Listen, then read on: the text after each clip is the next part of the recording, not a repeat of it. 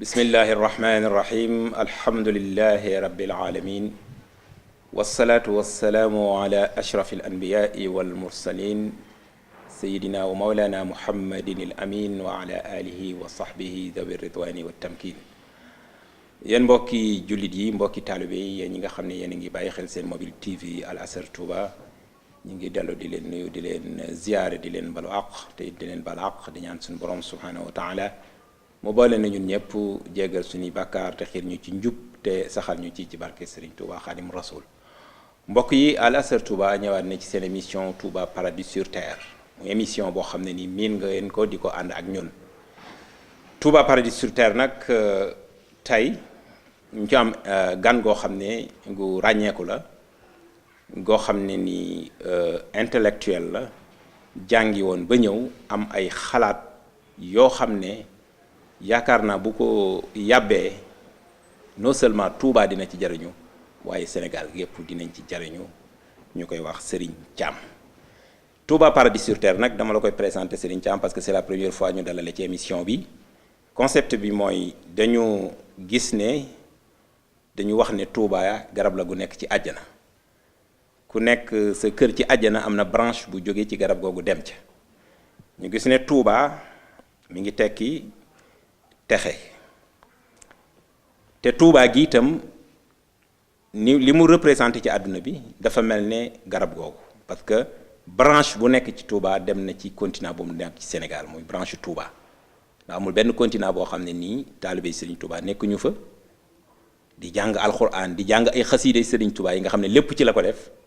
di jaamu yàlla mu mel ne kon meññiitu Touba mi ngi dem ci continent yépp loolu mooy concept bi moo tax ñu tuddee ko Touba Paradis sur Terre wala Touba jannatun ala al ard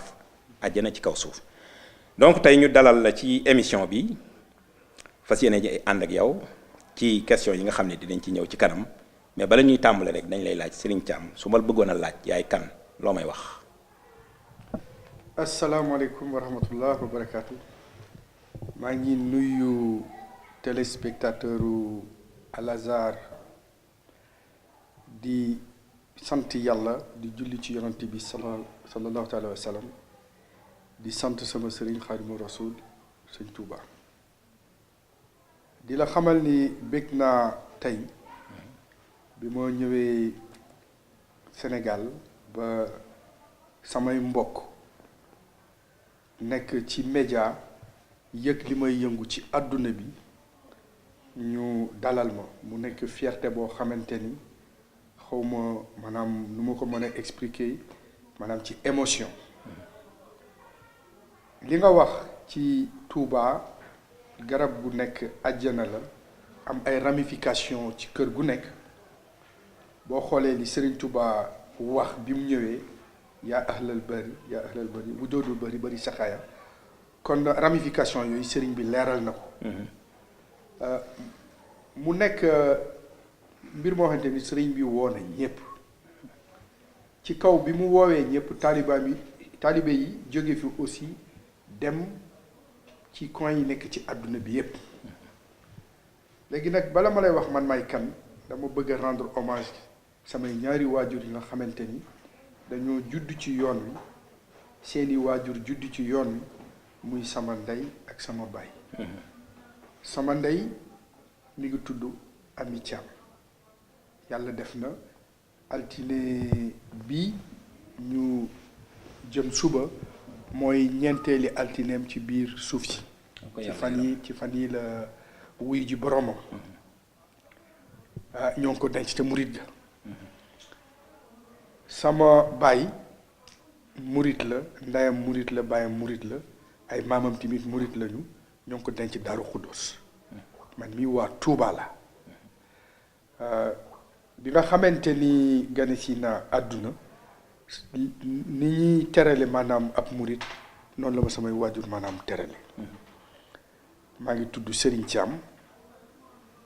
dëkk fii ci Touba bi jàng jotee alxuraan laa njëkk a commencé sëñ Mbàkke moo ma dalal ba ci noonu laa jàngee alxuraan ba alxames bu jot Serigne bi daan na am lu mu bind sama loxo après lañ moo expliqué ni maanaam kiis la bu jëlee lem sotti ko ci ni ma maral ci noonu laa def jàng alxuraan ba bi jàng école jotee aussi mu dugg jàng école génn Sénégal ñi nga xamante ni xam nañ ma doon major au bac dem France def maths sup maths spé à Rennes jóge fa jàng ba doon ingénieur statisticien di jàngale France ba mujj gi ñu envoyé ma en mission à l'UFM de Fort-de-France ma fay jàngale ba ñu jëlaat ma am ci man yaakaar yóbbu ma Mayotte au rectorat de Mayotte ma continuer fa dans l'océan Indien ba ni ma ñëwee Sénégal delluwaat Martinique donc loolu daal mooy Serigne Thiam ci wàllu njàng waaw dama jàng ba doon ingénieur jàng bay jàngale di former ay professeurs yoo xamante ne maanaam dañuy jàngale en France. macha allah jaar-jaar yu riche macha allah sa ñaari way jur yooyu itam ñu ngi leen koy jaal di ñaan suñu borom subhaanahu wa taala mu jéggal seen i bàkkaar te tàbbal leen àjjana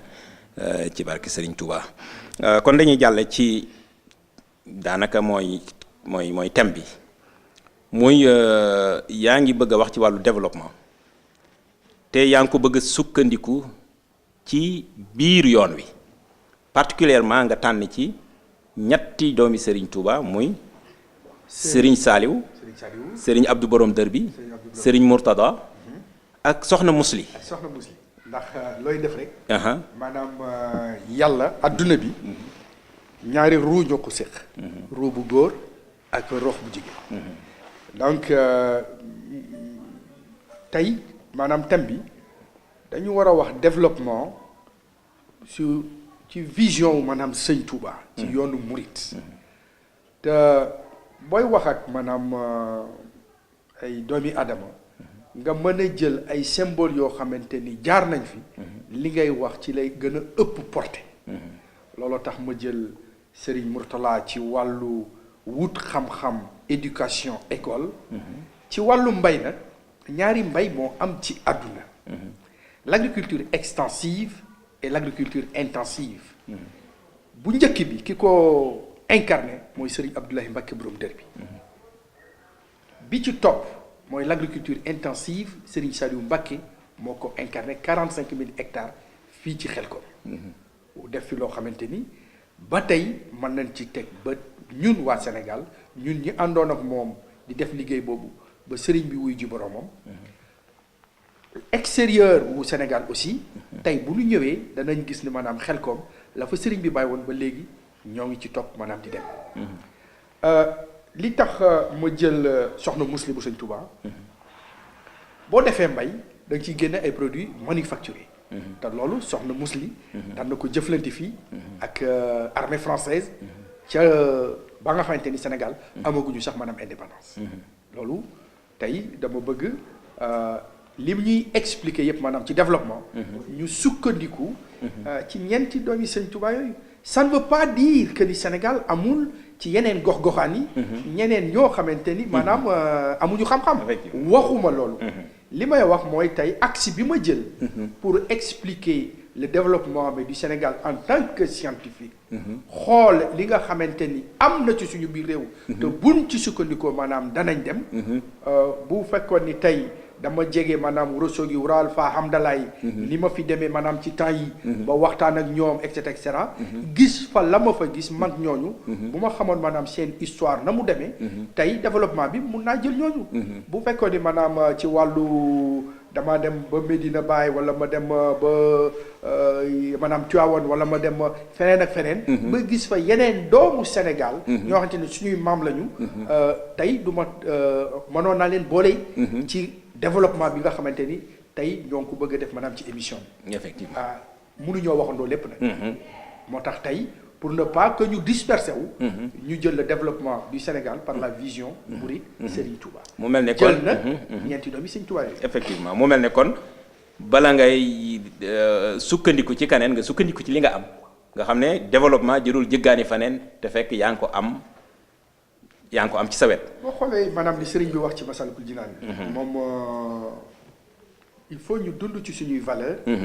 pour mën a dem. loolu tey bu fekkee ni ñun dañu bëgg a expliquer maanaam développement mais Sénégal pour xool naka chinois yi defee sur le plan mais technique mën nañ ci kii mais am na valeur spécifique yoo xamante ni fii ci biir Sénégal la am buñ ci sukkandikoo danañu dem. léegi nag ci valeur yooyu. ak ci acte posé yooyu. ci la bëgg tey ñu waxtaan ci. ba askan wi xam. li ñuy wax lan la. est-ce que amoon na fi. nan lañ koy defewaat léegi. ndax tey boo seetloo li nga xamante ni ñoo ngi koy wax maanaam ci àdduna bi yëpp. ñu ni dëkk boo dem ñu ni la crise de valeur moo am. dëkk boo dem ñu ne crise de valeur moo am. tey boo seetloo maanaam Sénégal ni ñu ko mën a tey bu ñu ko doon définir. bu ñu ko doon caractériser. tey Sénégal ñaari Sénégal moo am. Sénégal bi doon doxu ginaar. boo seetloo maanaam ginaar buy fori. ndey ji mooy jiitu cuuj ji topp ci. mooy Sénégal bu njëkk ga. nga xam ne suñu maam yi ñoom ñoo jiitu woon di tette maanaam xale yi. ba xale yi xam maanaam fu ñu jëm. léegi nag Sénégal bi ñu nekk nii. Sénégal lu doxinu kanaara la. kanaara boo ko observé maanaam dans la nature parce que man dama bokk ci nit ñi nga xamante ni dañuy xool ni bàyyi may di doxee di xool ni nit ñi di doxee di xool ni garab yi maanaam di dundee. ci loolu nag ci laa observé man yi la fi mu nekk nii maanaam Sénégal. doxinu kanaara ci la nekk. kanaara doom yi ñooy jiitu. kilifa yi nekk ci ginnaaw. léegi nag maanaam Sénégal boobu. il faut ñu xool ak Sénégal bu njëkk ba. nan la ñuy def ba jonction am. ba tey fi ñu bëgg a yóbbu Sénégal maanaam ñu yóbbu ko fa. man mooy li may wax daal. tous ensemble. le Sénégal en mouvement. ku ci nekk mais nag dañuy sukkandiku ci suñuy valeur yi nga xamante ni xam nañ ko fii ci réew mi. man valeur yi ma bëgg a incarner fi mu nekk nii. nga xamante ne nekk na ay valeur cardinale yoo xamante ni buñ ci sukkandikoo danañ dem. mooy vision bi nu Sëñ Tuubaa tracé. bu ñu gisaatee beneen vision. waxuma ni amu fi de. bu ñuy amaatee yeneen vision. yu yeneen xam. buñ leen compiler. kon Sénégal dinañ ko mën a yóbbu ci kanam. mais am naa yaakaar. ak li ma gis. ak li ma jàng. ak li nga xamante ni maanaam doomi Sëñ Tuubaa yooyu. wane nañ ko fi buñ ci sukkandikoo danañ dem. Sénégal dana dem. Sénégal nag ñun ñëpp la. jullit bi mi ngi ci biir. maanaam chrétien bi mi ngi ci biir. ku dul jullit ku dul chrétien mi ngi ci biir. man bu may def maanaam un développement di wax ni maanaam vision Sëñ Tuubaa la. génnewuma ci kenn. ñun ñëpp ñoo ngi ci biir. tey nag li tax maanaam ma wax ni maanaam dañuy jël je propose maanaam la vision bi de Sëñ Tuubaa. xawma benn dëkk ci àdduna. boo xamante ni nekk nga un pays développé. te amuloo figure emblématique. mun naa joxe ay exemple boo xoolee France bi nga xamante ni moom ñoom ñoo ñu yilif ci saayir. De Gaulle figure emblématique nga xool Cuba Fidel Castro nga xool Chine Mao Tse-tung nga xool Inde Gandhi nga xool Angleterre la famille royale nga dem Allemagne malheureusement Hitler nga dem Iran l'imam Khomeini nga ñëw Arabie Saoudite bu nga xamante ni mooy suñu référence ci l'islam Muhammad Rasulullahi sallallahu alayhi wa sallam waxuma ni maanaam dañuy jël Sëñ Tuubaa par rapport à une figure emblématique confrérique waxuma loolu dama ni maanaam ci biir askan wi mën na ñoo tànn koo xamante ni bu nekkee tey suñu figure mais emblématique. bu nekkee suñu figure emblématique boo xoolee tey Serigne Saliou Mbacké li mu wax kuy waajuram mooy Sëñ Touba. mu ni yàlla dama jiital ngeen nangul ma ko Sëñ Touba da koo jiital ñu nangul ko. muy dem di gestu rek di ñu gestu rek di dem di ñu gestu rek. bu demee ba gisatuñu mu taxaw nekk ñu bu ñu negee bu ñu ñëwul mu dëpp ñëw jël si ñu bu dëppee ñëw jël si ñu fekk ñu dem mu jiital ñu du ñu bàyyi mukk du ñu bàyyi mukk du ñu bàyyi mukk ba pare nag mu ni lii di lislaam lii di ak taalibe lii di ak mbokk amul lum ci yàq ndax du fekk lu yàlla yaatal mu koy xatal sëriñ bi foofu bi mu waxee ñëpp la waxal. ñëpp la waxal donc tey bu ñu jëloon maanaam figure emblématique Serigne Saliou Mbacké wala ñu jël Sëñ Touba dafay nekk loo xamante ni c'est une valeur cardinale boo xamante ni moom moo lié waa Sénégal. tout à fait waaw donc yeneen dëkk yi niñ ko amee. tey noonu la ñu mën a jëlee sax maanaam le président madame Senghor parce que c'était le premier président du Sénégal noonu la ñu mën a jëlee maam Limamou noonu la ñu mën a jëlee maanaam keneen koo xamante ni dana nekk le dénominateur commun maanaam de tous les Sénégalais. mais il faut ñu tànn kenn kooku mais actuellement. li mu bind. ba ñuy jëggaane daal li nga xam ne ni am nga ko ba noppi. waaw loolu nga bëgg a wax donc léegi nañu njëkkante waxtu bi léegi kon ñi ngi wax ci wàllu développement ci wàllu Sénégal ak wàllu figure emblématique yi nga tudd ci te ñu mën cee jël Sëñ Touba comme exemple waaye Sénégal fi mu toll ñi ngi wax ne ci ay lu génnoon bu yàggul ne ñaar fukki pays ak ñaar yi gën a ñàkk ci la bokk yooyu law yow yan xalaat nga ci am par rapport ak kooku rapportu FMI bi génn il y a 3 semaines ñu classé Sénégal 25e pays les plus pauvres au monde wax ni sax maanaam Gambie moo ñu tane moo ñu raw foofu li ma ci bëgg a wax mooy dafa am ay points yoo xamante ni FMI ci la sukkandiku pour wax rapport bi mu génnee mi ngi ko defee ci li tubaab di wax statistique mais raisonnement bi mu utilisé c'est un raisonnement en moyenne constante projetée te bu fekkee ne da ngay def analyse en moyenne conclusion yi ngay def du nekk conclusion yoo xamante ne maanaam fiable na danaa la ko faram-fàcceel tojal la ko nga xam ni maanaam FMI li ñu wax bay wax ni maanaam Sénégal mi ngi derrière la Gambie loolu pour man canular la du réalité ndax la notion de moyenne tey fi mu nekk nii képp koo xamante ni jàng nga xam nga ni booy def moyenne nu ñetti notes da nga leen di additionner diviser ko par 3 léegi boo amee maanaam 3 notes 1 12 20 mais loolu ci calcul mathématique c'est une playlist de 3 notes loolu mën nga ci def 6 élèves mën nga wax élève bu am 1 12 20 wax élève bu am 12 1 20 wax élève bu am 12 21 wax élève bu am 12 1 20 wax élève bu am 20 12 1 wax élève bu am 20 1 12 loolu mooy lan loolu mooy élèves yooyu yëpp ñoom ñoo bokk même moyenne benn moyenne bi la mais bu fekkee ni da ngay def analyse de manière objective da nga xam ni tey élève bi am 1 12 20 da nga naan moom de dafa yéeg progression en exponentielle dafa commencé benn am fukk ak ñaar am ñaar fukk mais élève bi commencé 20 12 1 lan ngay wax dafa daanu chute libre et pourtant élève bi am 1 12 20 11 de moyenne la am élève bi am 20 12 1 11 de moyenne la am kon loolu mooy lan une analyse en moyenne projetée mënoo cee sukkandiku pour joxe ay résultats maanaam yu fiable économiquement le Sénégal est en avance sur la Gambie parce que boo jëlee portu Dakar économie en dividende ak liy dugg maanaam ci port bi c'est 5 fois supérieur à toute l'économie nationale de la Gambie kon tey boo xoolee yeneen agence yi comme Wara comme FIDS comme Moody's comme Ibrahim nga xool ñoom dañoo dem ba bëggatuñoo maanaam di présenter maanaam Sénégal wala yeneen pays en moyenne dañuy joxe ay résultats yoo xamante ni c'est lettré actuellement le Sénégal mi ngi nekk dans B/+. loolu mooy lan économiquement le Sénégal c'est un pays qui est stable li koy waral sax tey boo xoolee li nga xamante ni maanaam lancé nañ ko ce qui s'appelait stratégie nationale de développement économique et social bi ñëw nekk léegi le PSE plan Sénégal émergent boo xoolee le tiers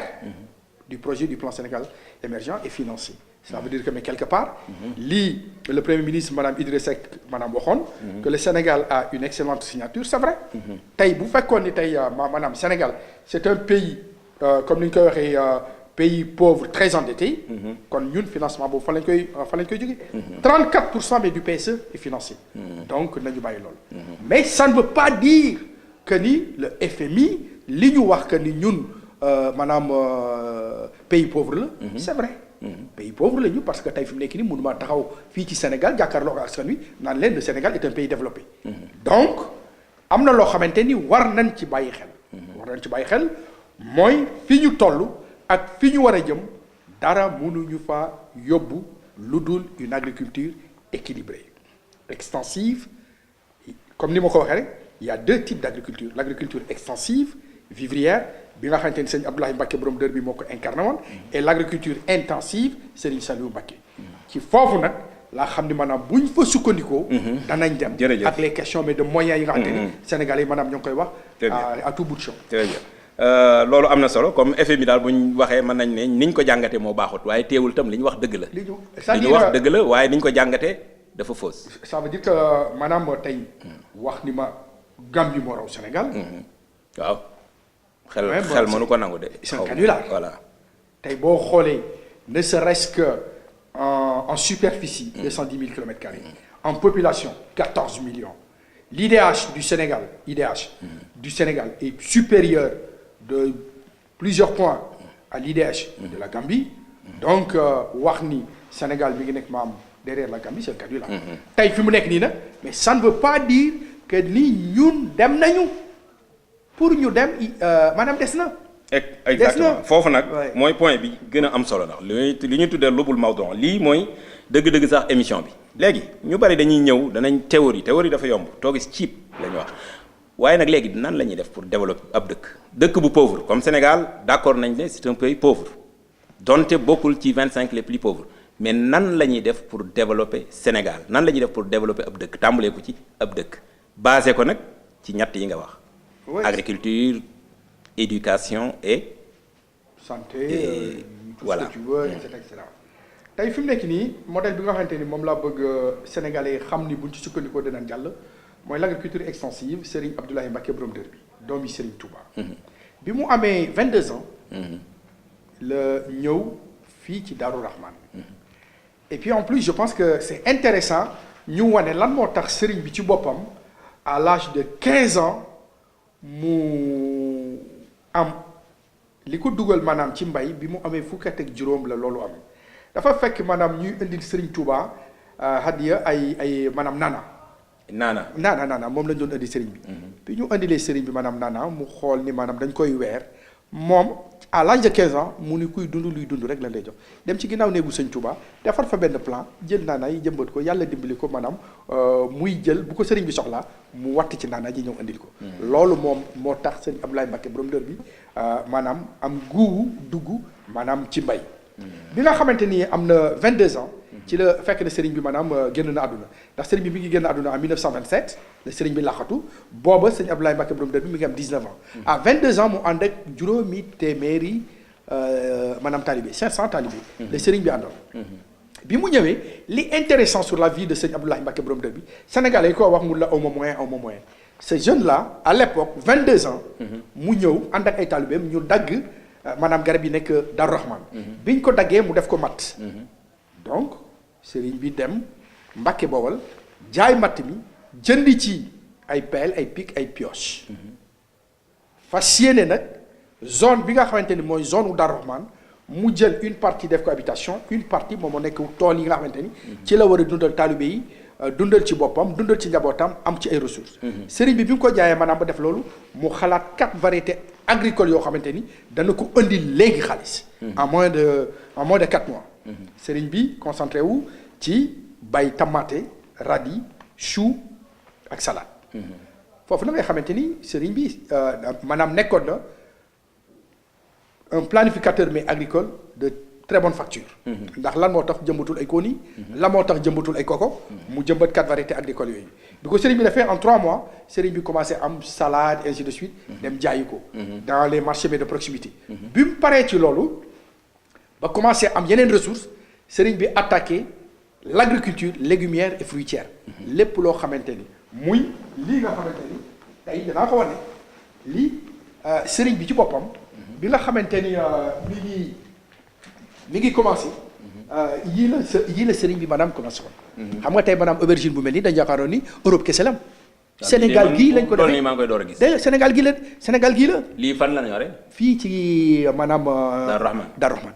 donc Darou Rahman. moom navet bi aussi navet bi carotte bi tout ça ak yeneen yoo xamante ni. tey fi mu nekk nii buñ ci sukkandikoo dañuy dem.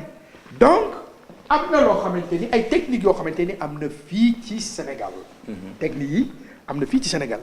donc Serigne bi mu commencé def l'agriculture légumière maanaam fruitière mu attaqué carotte navet radis aubergine chou looy imaginer maanaam Serigne bi di ko def Serigne bi yokk ci ay bananes ay fraises tous les fruits boo xamante ni maanaam nit ñi mën nañ ko jëfandikoo fii. troisième acte Serigne bi inondait tous les marchés du Sénégal et de la sous-région. Il produisait plus de 100 tonnes de fruits et légumes par jour.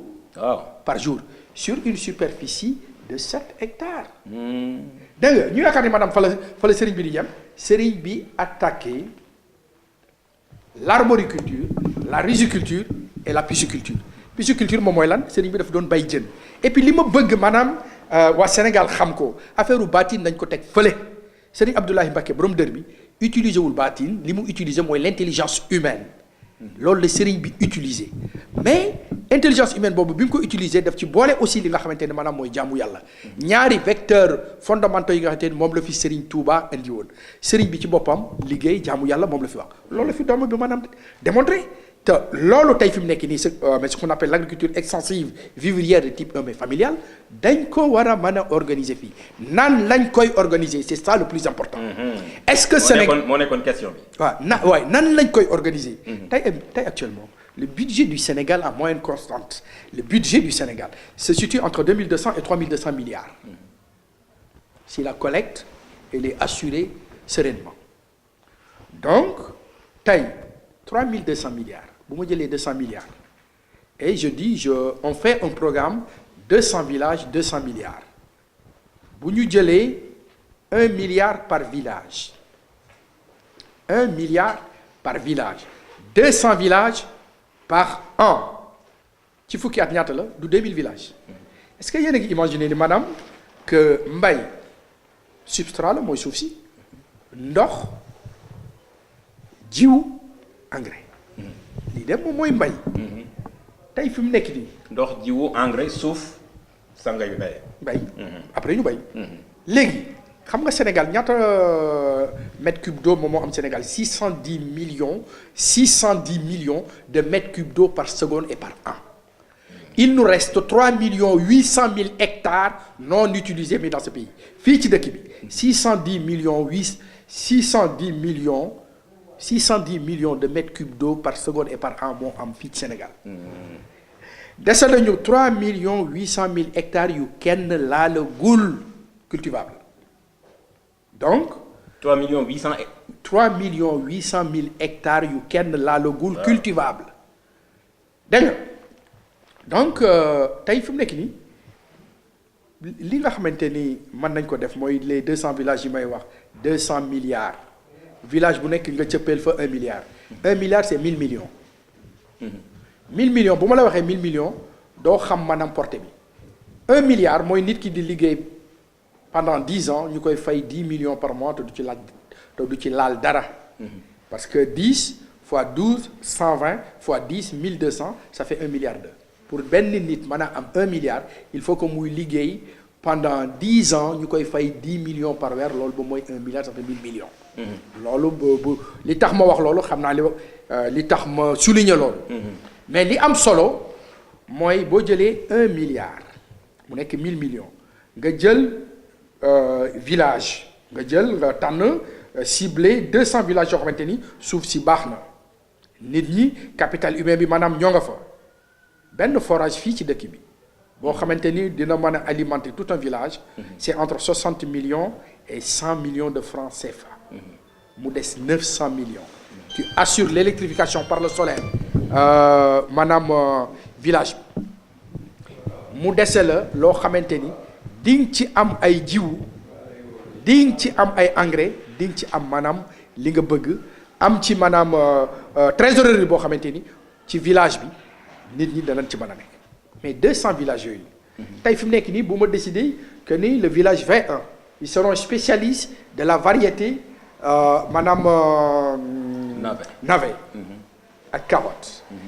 village V2 dinañu def li maanaam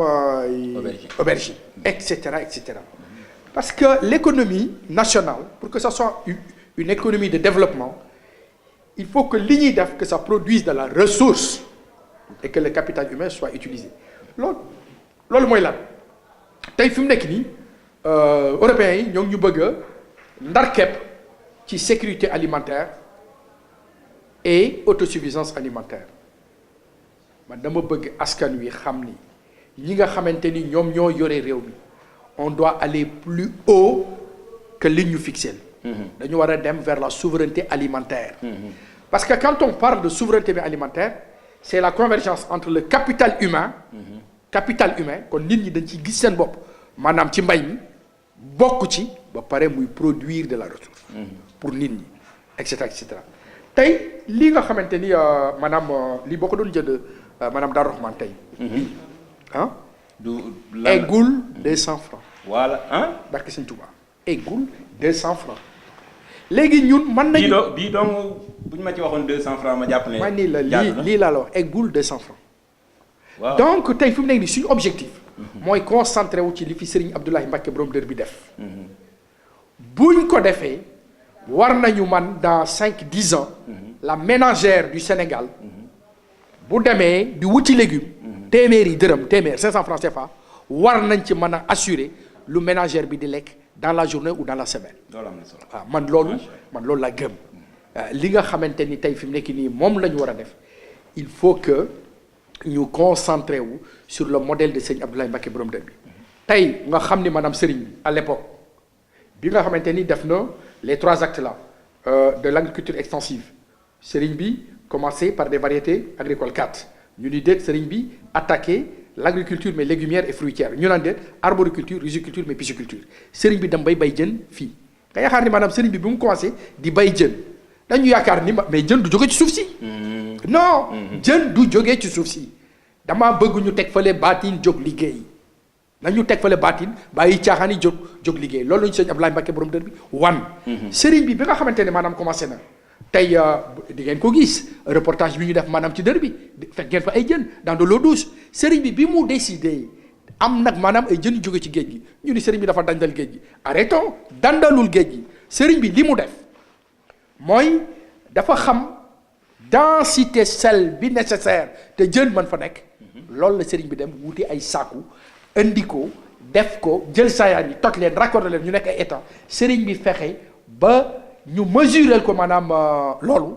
salinité bi Serigne bi commencé di dugal ay jën yi doon dee avant mais bi mu demee ba nga xamante ne maanaam maîtriser na ko jën yi deewatuñu muy am ay jën yoo xamante nii la ñuy toll Darou Rahmane à l'époque dinañu togg ceebu jën te du ñu génn dër bi lu leen neex dañ koy lekk te du ñu génn dër bi vision boobu maanaam moom la Serigne bi amoon ba 1957 boobu Sénégal amul indépendance 1957 ñuy xool àdduna bi ceux qui participent dans la couche pour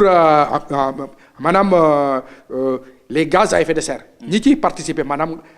ci mbay Serigne bi France Europe boobu communauté européenne bi maanaam amul noonu ñoom ñoo jógee France le ministre de l'époque c'était le ministre Locambon ñëw pour indil Serigne bi la prime carbone en 1957 le Sénégal n'était même pas indépendant ñu ñëw fii fekk Serigne bi maanaam Darou Rahmane donc doomi Serigne Touba à l'époque il s'est comporté comme un diplomate recevoir leen fii ci dër bi mu leen recevoir ba ngoon jot defal leen ay taranga reconnaître maanaam rafetlu li ñu ko andil muy l'équivalent de la prime carbone c'était plus de 100 millions de francs point carré bu doon maanaam da nga koy convertir léegi ça fait plus de 20 milliards Serigne bi ànd ak daal recevoir leen ba ngoon jot ñu ni ko dañ koy jox xaalis bi ak et cetera Serigne bi ni leen moom de rafetlu na ko waaye xaalis bi nañ ko jox ñu ko yelloo xam nga loolu lan la ci war a jàngat mooy ku la mënal sa rek ku la mënal sañal la waruñu dund ci loolu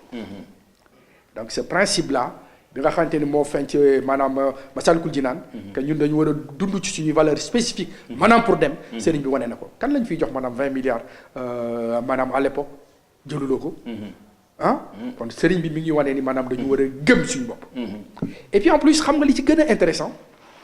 mooy à l'époque Serigne bi ci boppam dafa doon passer au peigne fin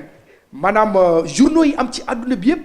Serigne bi daf ko doon gëstu ba alxayaat Serigne bi di ci def ay publication ñi ñëw di ko interviewer Serigne bi transformé Darou Rahmane en Eldorado en tourisme vert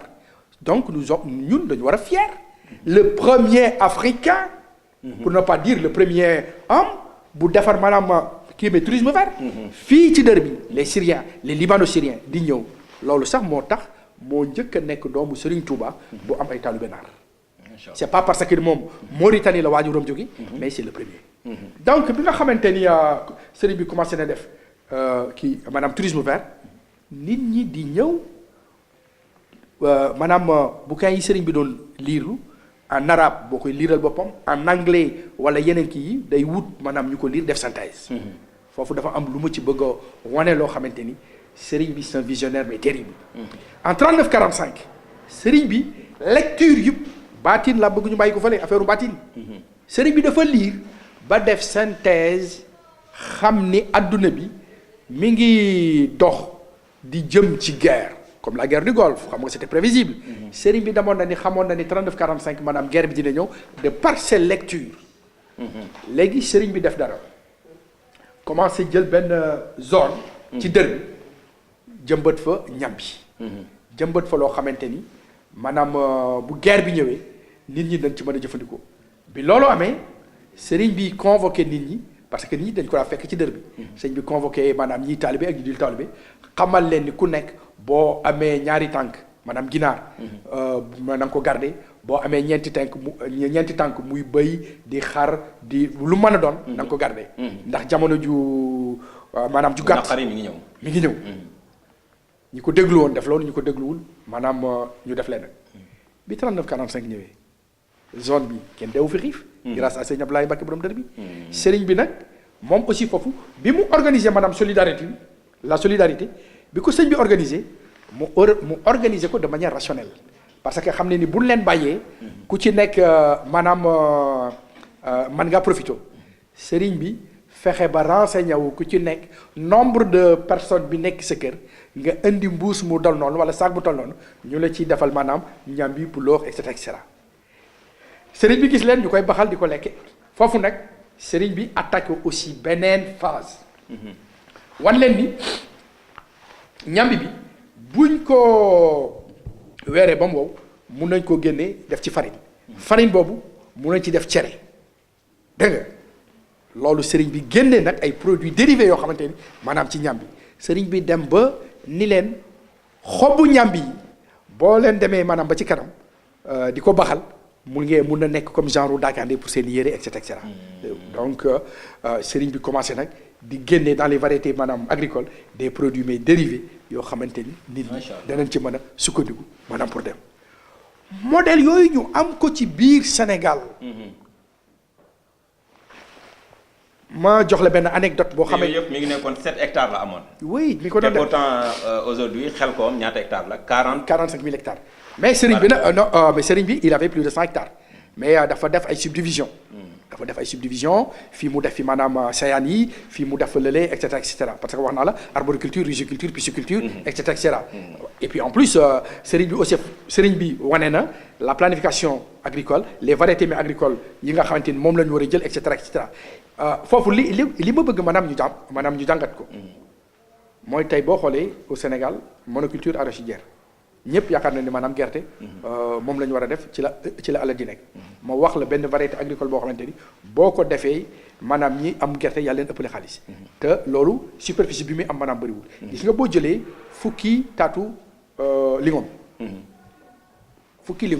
nga jëmbat leen sa kër lingom yooyu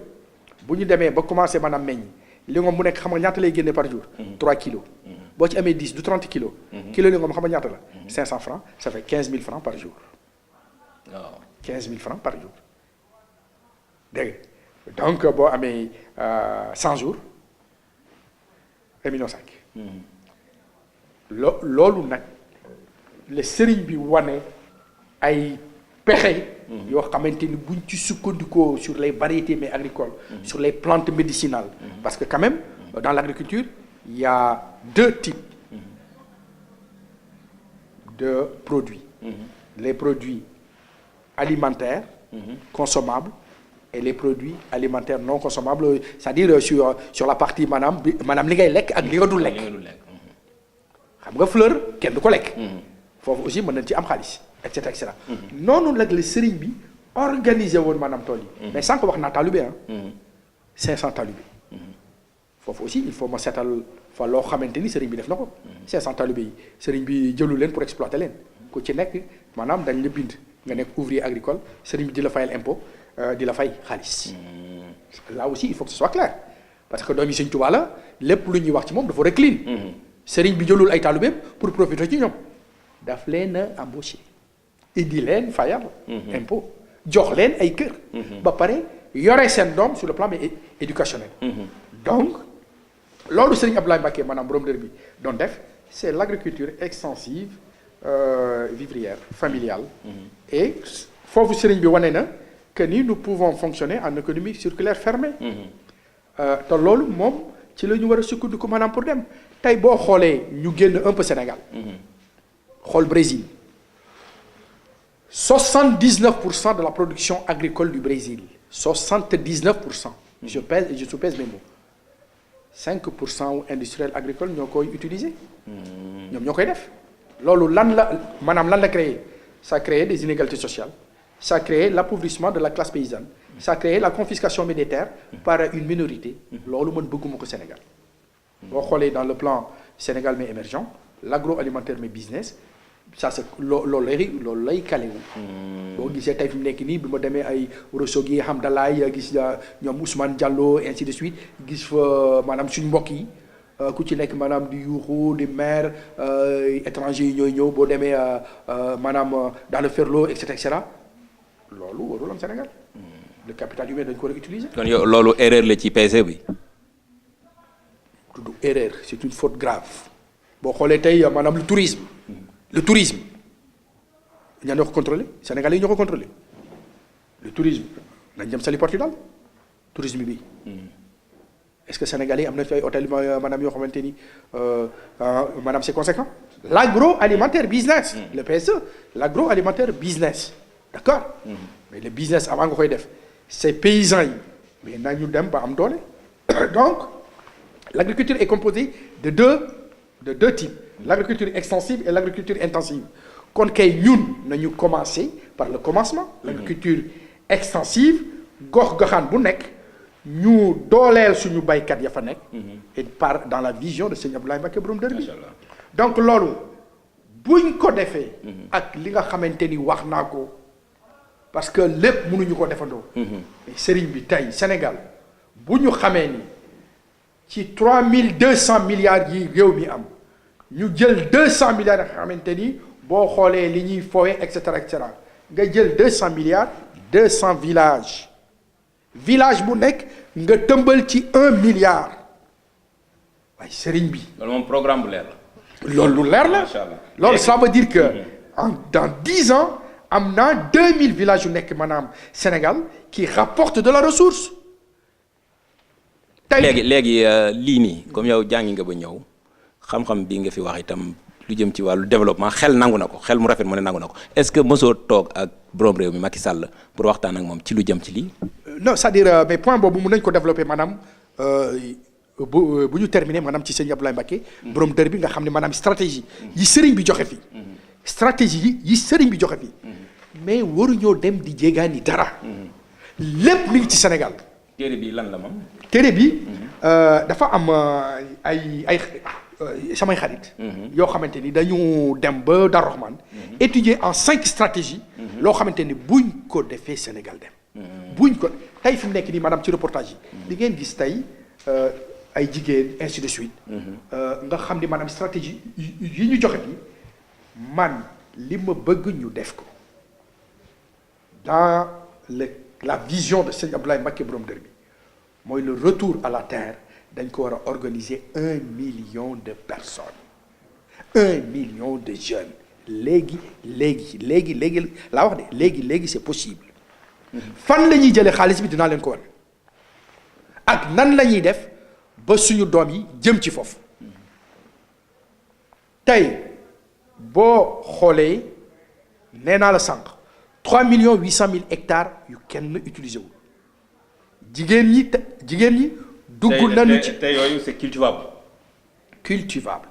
et puis wax naa ni sëriñ bi sur 7 hectares il faisait des performances colossales nekkul ni sax maanaam 3,800,000 hectares yi mais nañu fexe ba 1 million de jeunes jóg ñu teg leen ci programme boo xamante ne programme bu conséquent nit ki doo ko wax jógal maanaam tegoo ko ci lu conséquent nan lañ koy defee tey boo xoolee développement ISEP yi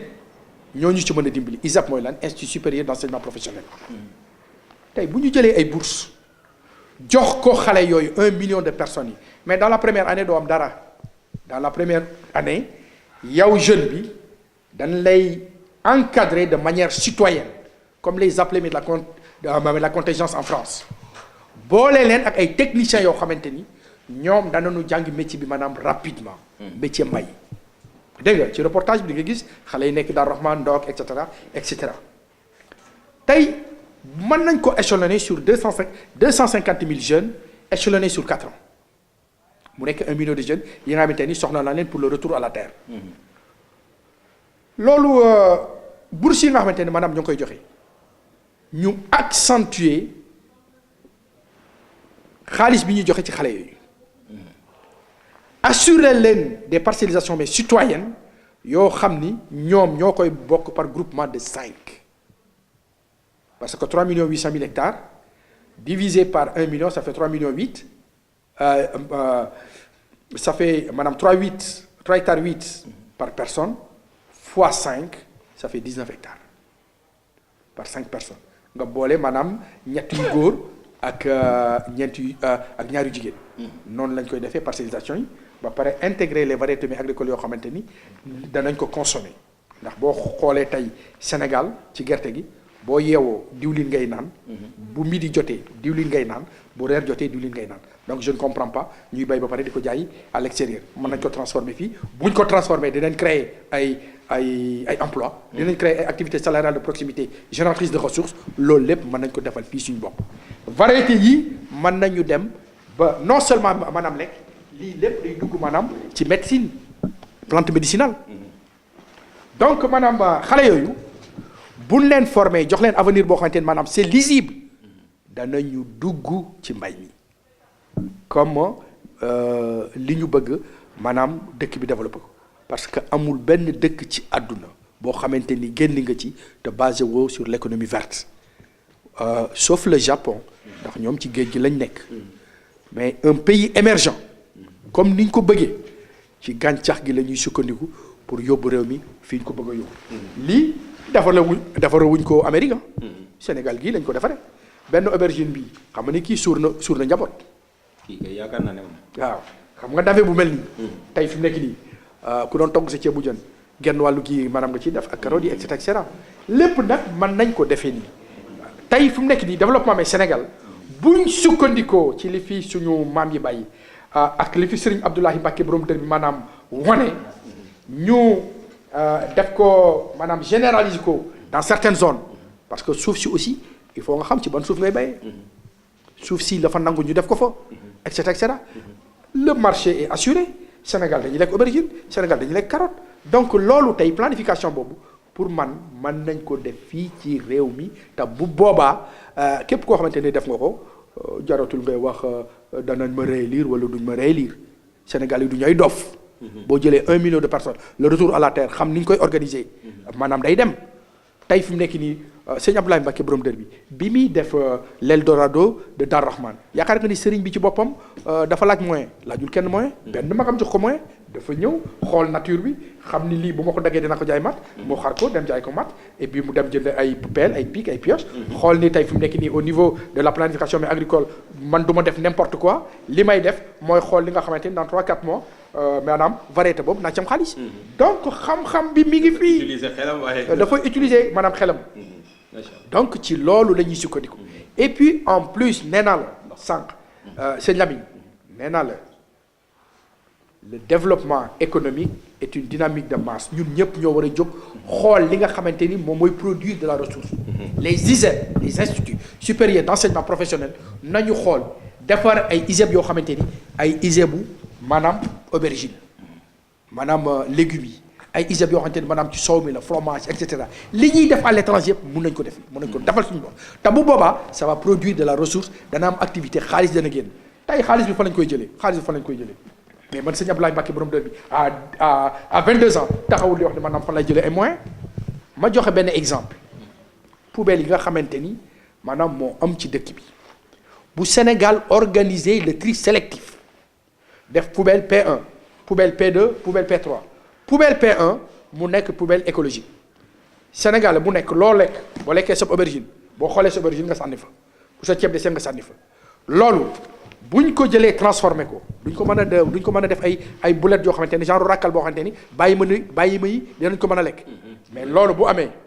ña koy def du ñoom emploi ña koy def nekk ñu ci activité ña koy def du ñoom xaalis parce que dañ koy jënd man bu ma amee ay xar dama